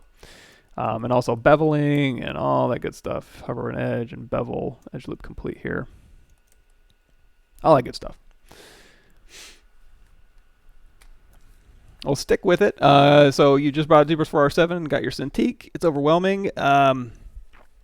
Yeah, so the thing about, and it is, like, I'm overwhelmed when I start a new program, and I've been doing this for a long time. And it's a matter of, you know, as you go through and you learn more programs, you may never lose that feeling, but I don't know, for me it gets more exciting. Your mileage may vary, but stick with it. You know, Pixelogic has some really good resources. Let's go ahead and bridge these 2 holes, and this time we'll do a circle. We can do optimal curvature, optimal resolution, and that way it'll just kind of decide for me how to do that. You can also do small, try some of these like round corners, small round corners, to kind of bridge these 2 things here to get the look you're going for, depending. But also, like I was saying, Pixelogic has a learning channel, educational section where they'll just walk you through ZBrush basics. If you go to my YouTube channel, I've got an intro to ZBrush part 1, which is very linear. It'll basically take you all the way through this process, not necessarily making a gigantic mech suit, but, you know, just starting with simple shapes, building them up with simple brushes, and then as you progress, you just learn more and more stuff, and you start simple, and then you add a few things, and you add a few things, a few simple things, and then at the very end, you have a pretty complex knowledge just by adding a little bit of simplicity, a little few simple techniques on top of each other. Next thing you know a lot, and then you can start problem solving. And that's when, for me, programs get really fun, is when I can start problem solving. And I know it well enough to just go through and start making or doing, and really it's pipeline and workflows is what I find more exciting usually. Modeling and stuff is exciting because you're creating, but finding different workflows and techniques to kind of get your creations out faster and better is really fun and exciting for me personally. Let's go ahead and dig these things out here. And again, we're just kind of feeling this thing out. So if I go into solo mode here, we can just work on this separately. Now these are very, very kind of human hands. They kind of do look like Hulk hands, but if you wanted to start indicating panel breaks in between the knuckles here, or if you didn't want them covered necessarily, you could just go ahead and indicate this, top part here, and just scoop this out and then put in like rigid little bones in there if you want to. Let's see, how do I put brushes that come and use at the bottom like you do in the eye? So if you want a resource to visit back to, I'm going to just do this real quick, because this will be a lot easier. So if you go here, and this is the Intro to ZBrush Part 2 on my YouTube channel, it walks you through custom hotkeys, custom interface, custom menus, just like I have here.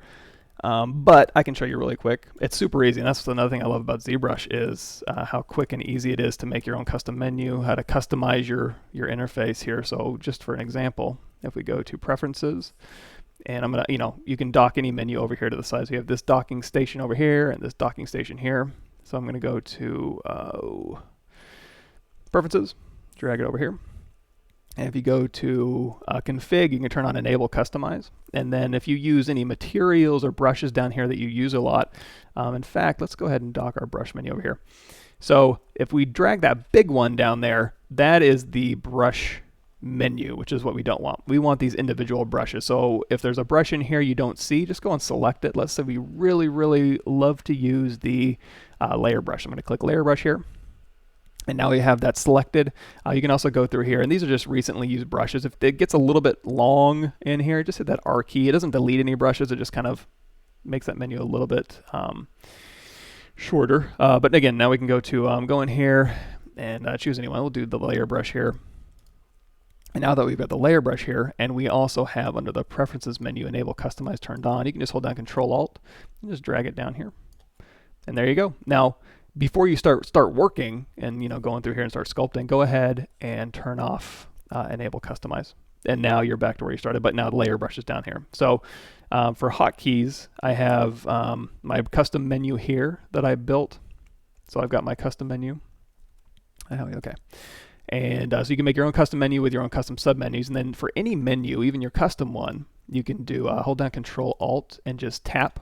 And it'll say, hey, press any key combination. So if I want to assign a key combination to document, let's say like Alt-P, it'll say, okay, it's successful. So now no matter where I am in my document here, I can do Alt-P, and it'll open up my document menu here.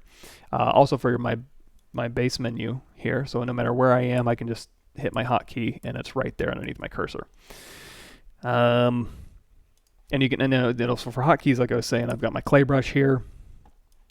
I've got my trim dynamic, H polish, clay brush, clay tubes, clay buildup, whichever one you want to use, Damien standard brush, ZModeler brush, my custom menu, and pinch and inflate, all set to hotkeys because I use those all the time. Snake hook, sometimes I'll go to skin shader 4, matte cap gray I use a lot, matte cap pearl I do when I'm retopologizing, so those are all available to me down here at the bottom. And I mean, you could throw stuff up here. You can, if you want to drag stuff off, say, you know what, I don't want that layer brush anymore. Go over here to your preferences and turn on enable customize again, and hold down Control Alt, just drag it in your document. It'll delete it. Turn off enable customize. Now, if you've done all that, make sure you go over here to store config, and that'll go ahead and store your config, and it'll save your hotkeys as well. You can also go down here to hotkeys and do store, and that'll store your hotkeys as you're going. So hopefully that helps. But yeah, there's a ton of different stuff you could do. Do you mind telling me how you open that edge menu? I don't know what it's called. Just use, oh yeah, so that's a ZModeler brush. And if we go back to our little ZModeler practice here. What I'm doing here, by the way, just in case you just showed up. It's dynamic subdiv. You can hit D, and that'll give you a dynamic preview, and then Shift D. So how this is useful is I can go down here to my crease menu, and I can do like crease polygroup, and every polygroup will get a crease. Or I can also go through here, and I can hit D, and if it's like, you know what, I want to crease this inside shape here, you can hover over an edge with my ZModeler brush, and again, that's B, Z. So if I hit B, that's the brush menu. Z narrows it down to all the brushes that start with Z, and then you're going to see M, P, and R over here. If you hit M, it'll select your ZModeler brush, or you can just tap it, and then you can, or you can assign it to a hotkey, or you can put it down in your interface, and now you can just go through here, and if you hover over an edge, instead of bridge, we'll do crease, edge loop complete, and then we can just go ahead and crease that edge loop complete, or we can do crease, edge loop partial. And so while I have dynamic preview turned on, it'll go ahead and crease through here, and now you can start creasing these things up if you'd like, all while in dynamic preview. So if we do crease here, it'll go through and crease, or because these are two separate polygroups, you can crease polygroup, but it's also easy enough to get. Now, if you're having a hard time like seeing the edges, hit Shift D to go out of that dynamic mode, and now you can just go through here and crease as needed. So crease, and I'm doing edge loop partial, but it's going complete because it's a simple edge loop, and then hit D to get my dynamic preview back. So again, this is just the ZModeler brush. All sorts of cool different stuff you can do with this thing. I'm trying to think if anything else has come up. And this is where you can do a Q-mesh brush is really cool. There's a lot of different cool things you can do with this, but bridging is really useful. Closing holes is really useful. Oh, another thing that comes up sometimes is if you hold down, you can hold down Control to mask an area, and then if you hit Control W, that'll group mask, clear masked. Alternative to that is you can hover over a face, you can do polygroup, for instance, a single poly, and you can go through here and paint polygroups. If you want to borrow a polygroup, you can just tap the polygroup and then hold down, tap Shift, and that'll inherit that polygroup color, so you can paint the same polygroup in a different place. Or as you tap Alt, or hold down and tap Alt, and that'll cycle through different polygroups, just brand new polygroups here, and you can go through and just paint them. Or you can do, again, your Alt, hold down Alt and paint, and then tap, and that'll go ahead and make that all one polygroup with your polygroup menu. So now that we've done that, let's go ahead and let's make this a little more circular here. So what we can do is we can go to Brush, Insert, BI, and if we do Insert H Sphere, that is going to insert a half sphere on this thing, and you're going to see it's a half sphere because it's an open hole. So because I dragged it onto this polygroup here, and it has a hole in the back, if I move this out and I control drag again, as long as you don't have Dynamesh turned on in your Dynamesh menu, because that's a Dynamesh operation, it'll go ahead and bridge, and it was completely arbitrary too. Like, I don't know how many edges this thing had, I don't know how many edges that thing had, but it went ahead and bridged those two for me. So now I've got those two shapes here, kind of a weird shape. But also remember, just because it's your Z modeling doesn't mean you can't use your sculpting tools to go through here and like use Shift to kind of smooth these things out.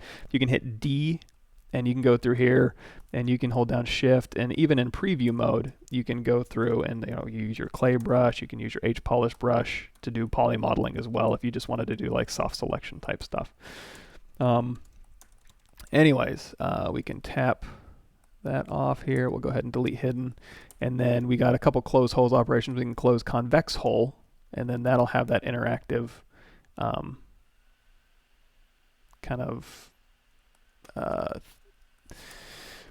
elevation there too. Another thing that comes up sometimes is if you hover over an edge, and when I say hover over an edge, it's because it's giving you edge operations versus face operations versus point operations here. So if we hover over an edge, we can go to bevel, edge loop complete, and if we bevel a certain distance, we can just tap, and that'll give us another exact bevel.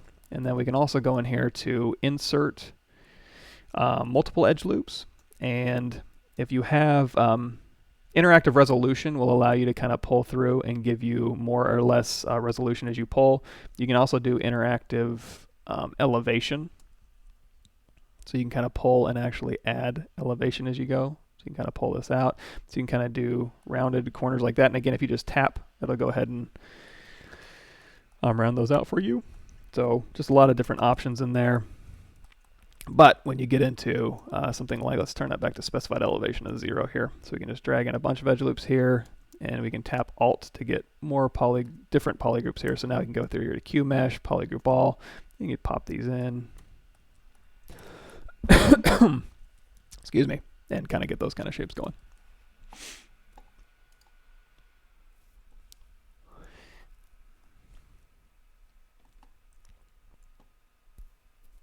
Oh, another thing too is you'll see me using the brush size here. So if I go to brush and I'm using my clay brush, I'm tapping S to get my size menu. There's a plugin you can get that'll also allow you to, if you go to Pixelogic download page, there's external stuff you can add to ZBrush that'll kind of give it more functionality. And you can also hold down spacebar.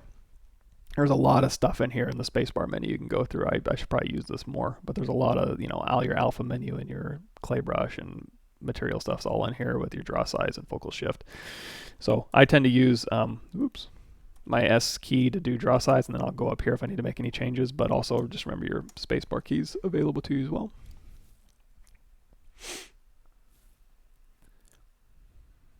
Oh yeah, it's Control Alt on Windows, whatever that is for the Mac. And yes, so is this my new schedule for Tuesdays? Yes, so every Tuesday now I'm going to be morning instead of late night on Pixelogic's channel. On my channel, we'll see. I might change it to morning as well, but we'll see. And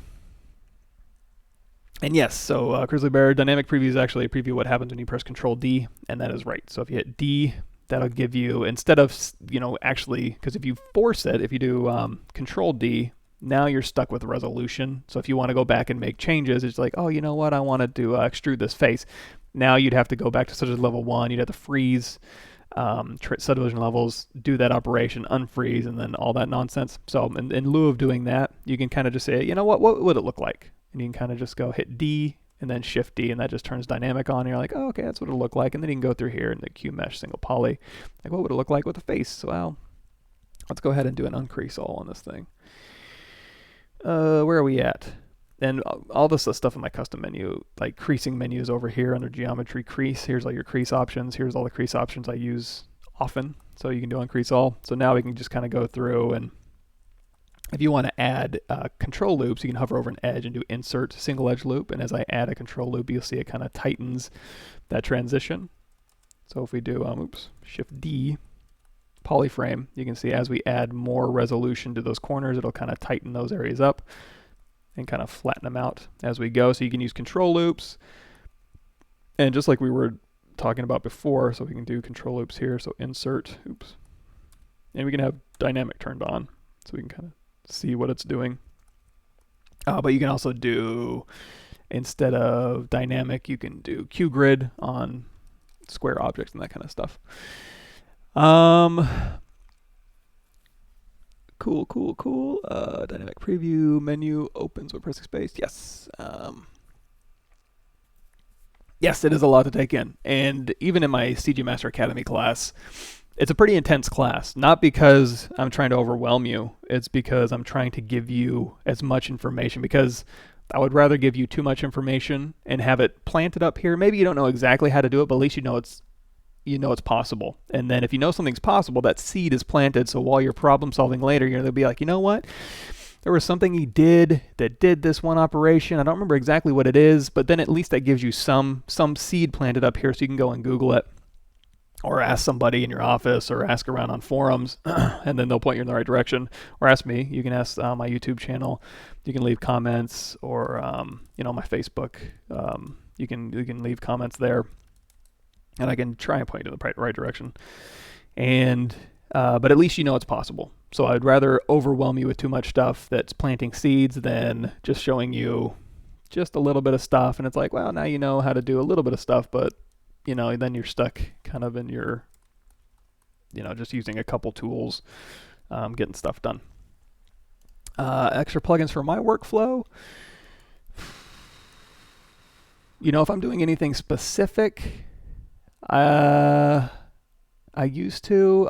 I know, Dynamesh Master, if you go to ZBrush Central and do a search for Dynamesh Master, I think Joseph Druss did a cool Dynamesh plugin.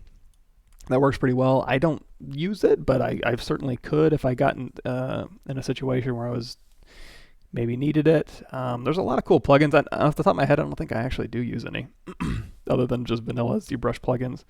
But there's a lot of good ones out there. There's a lot of these things too, like Transpose Master I use, FBX Export, Decimation Master obviously, but external, not really. There's also another one, Panel. Do I have that one installed? There's a panel loops. Yeah, panel loop presets that we can go over. It's been a while since I've used it. I don't know if I want to pull it out. Yeah, we're kind of running out of time. Cool. Yeah, it's not a mug anymore.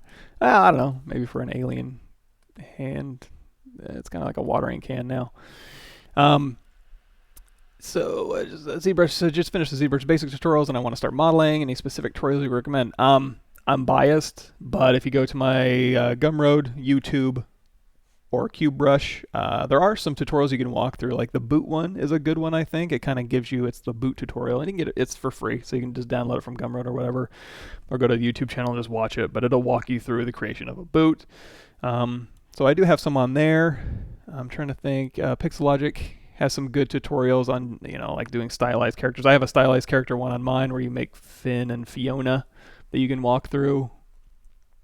But then, try and just another good tutorial is just to take something and try and model it and see where you stumble and then learn from that. That's the workshop. Honestly, I don't know. I think there is some sort of yeah, exactly. Some good tutorials. Well, I know a guy named Pavlovich who has some good tutorials, but he's pretty cool, I guess. But yeah, I'm not sure on the workshop thing. I'd have to go check with CG Master Academy. I don't want to lie to you. I don't know the specifics on that. I just show up and do my thing. But yeah, the boot tutorial and the stylized modeling tutorial. There's also a Pokeball tutorial on there that's kind of fun and walks you through ZModeler a little bit and a little bit of problem solving there. So yeah, just watch my stuff. It's all great. But yeah, there's a lot of stuff out there, obviously. Yeah, back to this thing. We got 5 minutes left. Oh, let's see. So we kind of started doing the arm here. Now I can go in here with my standard brush and go into stroke and turn on lazy mouse, and you can kind of use that to kind of softly pull up shapes, make your brush size really big, and you can kind of start manipulating softer organic curves and kind of holding down Alt and go through here and kind of start pushing and pulling shapes that way, as well as just with the move brush and stuff. Or you can have lazy mouse off or on, it doesn't really matter. And you can go through here and start cutting in panels. I think we kind of have everything I was looking for. I'll go back to my plain 3D here, go into solo mode. And I'm going to turn on the paintbrush just for this one because this is the poly paint that's on there. Again, there we go. So yeah, it's getting there. We didn't get a whole lot done, but again, I'll concept this thing offline a little bit, or maybe on my channel, and we'll get this thing cracking so we can start refining and having a little bit more fun. Also in here you might see, we can add maybe some cables or something. Since she's kind of high-techy, if she was a little bit more like a warehouse thing, like an Alien with Ripley in the mech suit, the docking loader thing, I might be more inclined to do exposed cables and exposed stuff.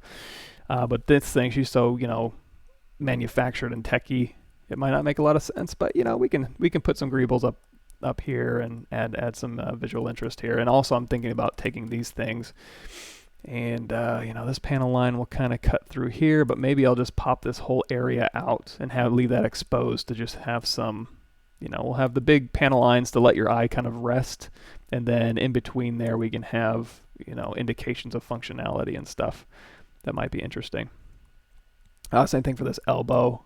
This elbow probably, we can maybe do this as like a floating elbow here, so we can kind of pop this thing out and rotate it around, and that can kind of be connected in through here. And also if I want to start pulling shapes, I could go and grab pieces off of, give me a second here. Where are we at? Desktop, intro, sample files.